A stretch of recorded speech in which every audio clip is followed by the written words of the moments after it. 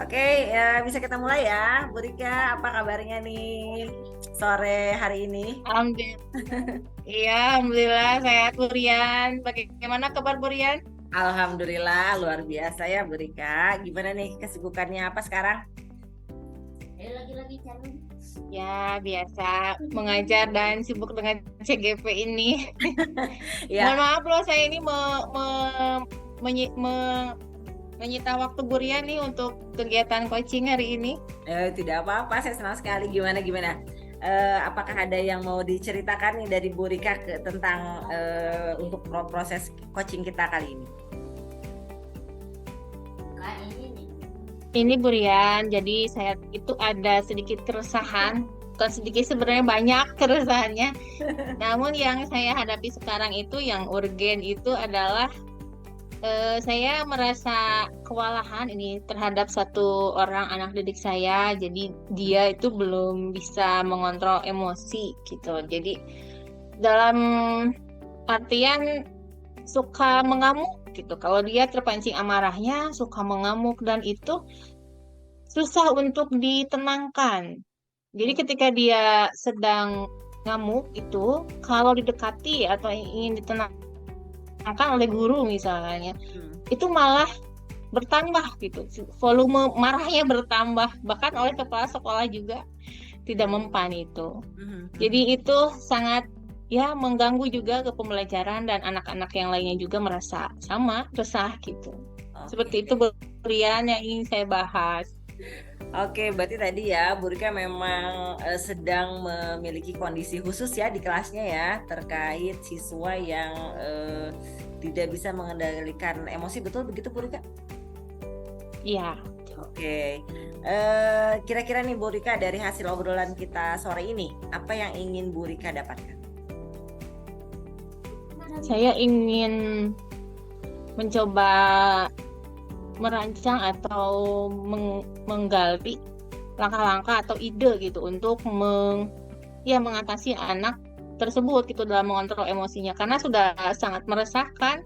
Khawatirnya saya itu dia akan menyakiti teman-temannya gitu, menyakiti dirinya sendiri karena waktu kalau dia ngamuk itu pernah dia membanting pintu terus kena jam dinding dan pecah.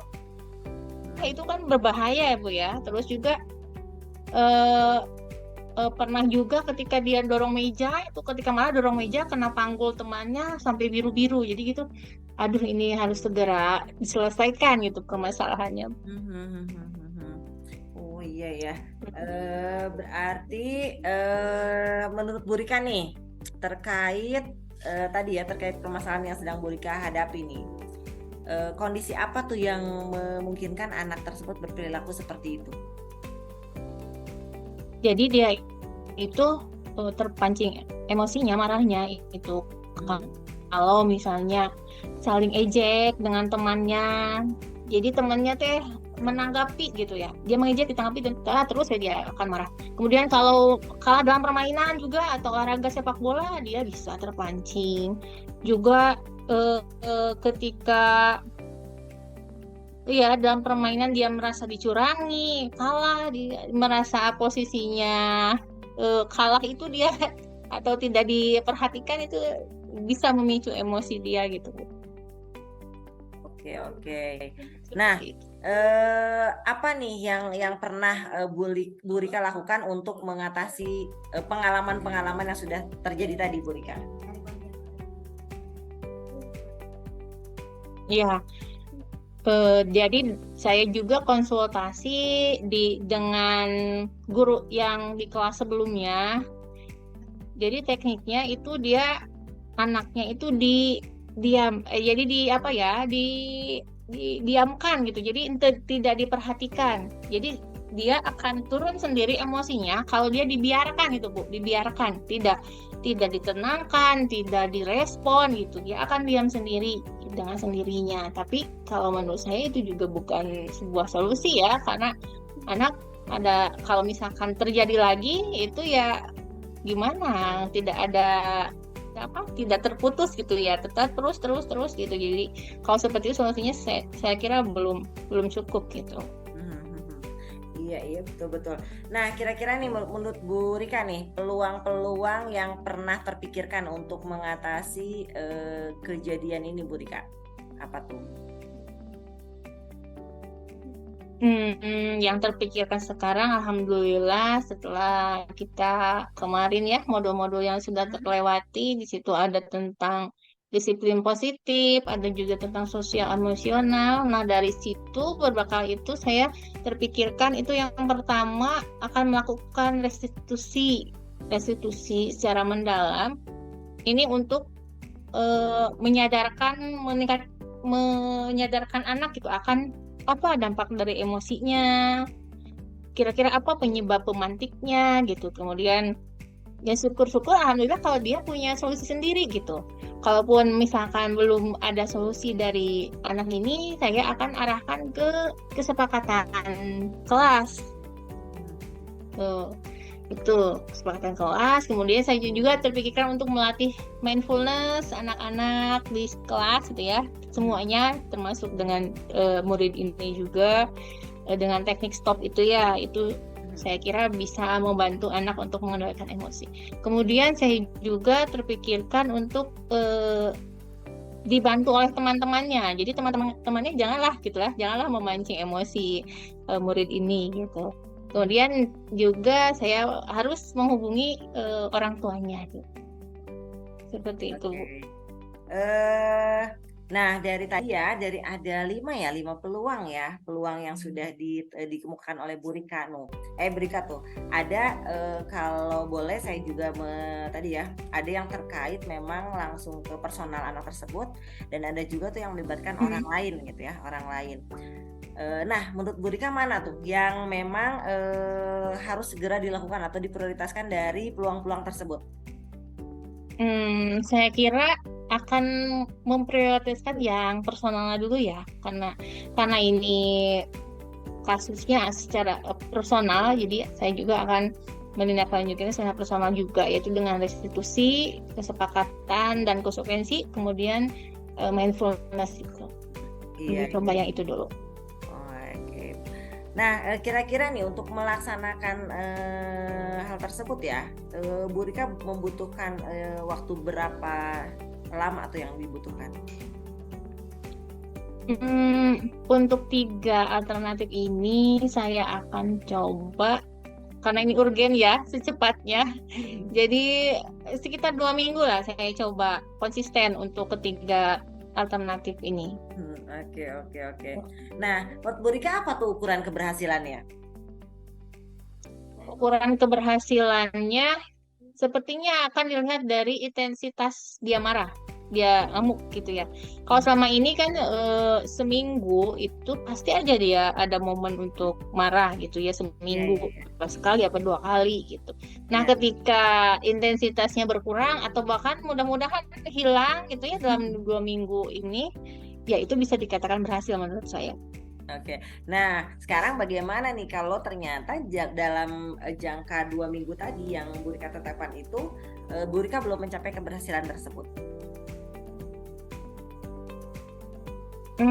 Tetap berjalan ini yang personal ini tetap berjalan. Cuman mungkin tadi saya tambahkan yang peluang lainnya yang terkait dengan pihak luar.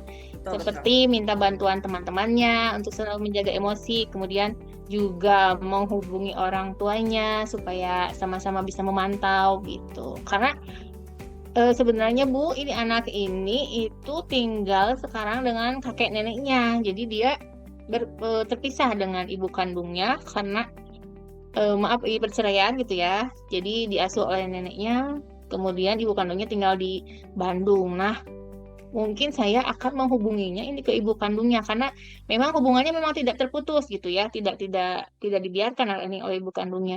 Cuman memang yang sepertinya yang lebih bisa mengontrol anaknya itu ibu kandungnya karena lebih dekat gitu dengan ibu kandung. Oke. Terkait ketika dalam melaksanakan rencana, tentunya Bu Rika akan menghadapi tantangan dan gangguan tersendiri. Nah, itu bagaimana tuh cara mengatasinya? Oke, kalau ditanya tantangan, sepertinya tantangan yang pertama itu dari personal anaknya dulu ya Bu ya. mau tidak dia melaksanakan rencana yang sudah kita buat gitu. Mau tidak ya ikut mindfulness, terus mau tidak dia menyepakati kesepakatan dan konsekuensi gitu dari kita.